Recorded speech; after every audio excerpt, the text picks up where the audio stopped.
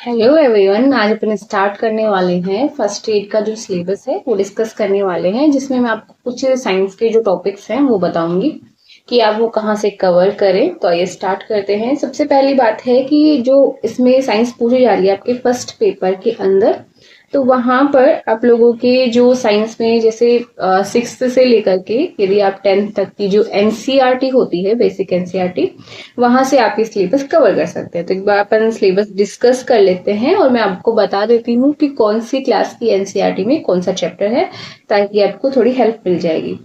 तो यहाँ जो अपना साइंस का सिलेबस है, इसमें जनरली सबसे पहला जो आप लोगों का टॉपिक है उसका नाम है एटम एंड मॉलिक्यूल्स, मतलब अणु और परमाणु।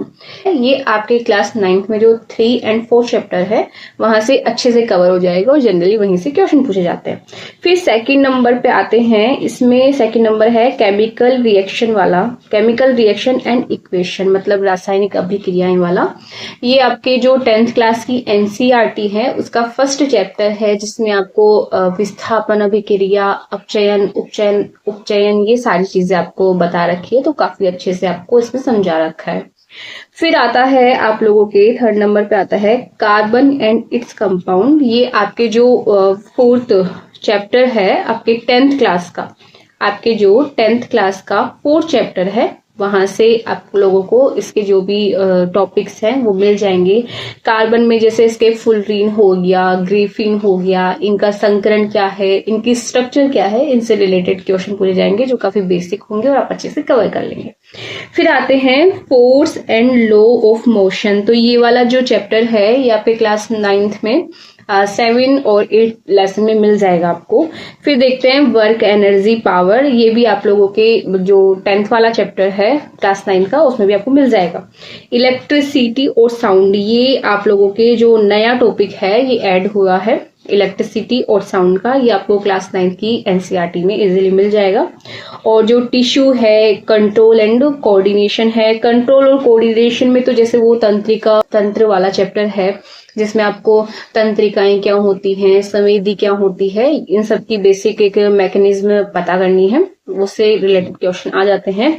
तो ये सब आपको 10th क्लास की 6th चैप्टर से मिल जाएगा। उसमें क्या है कि पूरा जो ह्यूमन सिस्टम है उसको कवर कर रखा है, तो वहां से आपके काफी क्वेश्चन आएंगे और ज्यादा से ज्यादा वेटेज उसी चैप्टर से होता है, तो उस चैप्टर को पूरा कंप्लीट करें।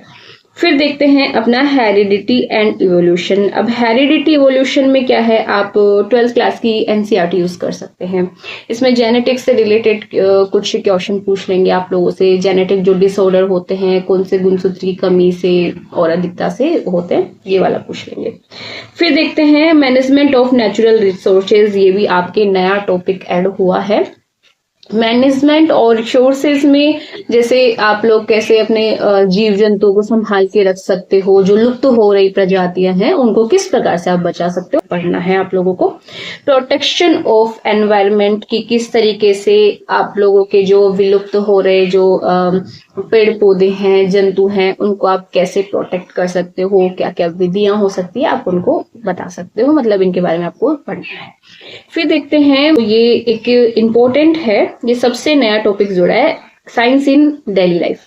तो साइंस इन डेली लाइफ में मतलब आपको सारी साइंस पढ़नी है, जैसे जो अपने डेली लाइफ में यूज होते हैं, जैसे अपने केमिस्ट्री हो गया, बायो हो गया एंड फिजिक्स हो गया, मतलब सब पढ़ना है। ये एक छोटी सी लाइन में आपके तीनों सब्जेक्ट बता दी गई है कि साइंस इन डेली लाइफ, जैसे एसिड बेस सॉल्ट हो गया, आप लोगों के पूरा ह्यूमन सिस्टम हो गया, कौन से जीवाणु से, कौन से विषाणु से कौन सी डिजीज होती है, वो सब आपको इसमें कवर करना है, क्योंकि हमारे डेली लाइफ से रिलेटेड है।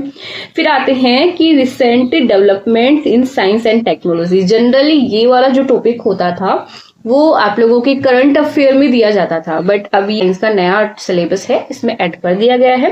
इसमें कोई दिक्कत नहीं है। इसमें साइंस एंड टेक से रिलेटेड जो भी करंट में जो चीजें चल रही है, कि कौन सा मिशन लॉन्च हुआ, चंद्रयान के बारे में कुछ पूछ सकते हैं, और जो नए नए मिशन लॉन्च हो रहे हैं उनके बारे में पूछ सकते हैं। तो ये टेक्नोलॉजी से संबंधित हो गया। और traditional knowledge system of India in science, जैसे इसके अंदर काफी स्टूडेंट को थोड़ा बहुत डाउट होगा, तो इसके अंदर देखो जो जैसे पहले के जो वैज्ञानिक थे, साइंटिस्ट थे, जैसे आर्यभट्ट हुए, वीर मिहिर हुए, है ना, नागार्जुन हुए, तो ये कुछ जो साइंटिस्ट थे उनके बारे में थोड़ा बहुत पढ़ना है। ये आपको जनरली जैसे हिस्ट्री के जो नोट्स हैं आप लोगों को उसमें मिल जाएगा, ठीक है। फिर भी आपको नहीं मिलता तो आप मेरा टेलीग्राम चैनल ज्वाइन कर लेना, मैं इसके जो शॉर्ट नोट्स हैं इन सभी चैप्टर्स के वो आपको प्रोवाइड करवा दूंगी। इस तरीके से आप अपने फर्स्ट पेपर में साइंस में बहुत कम समय में और बहुत अच्छे से सिलेबस कवर कर सकते हैं और अपना जो स्कोर है वो बढ़ा सकते हैं। ऑल द बेस्ट और थैंक यू।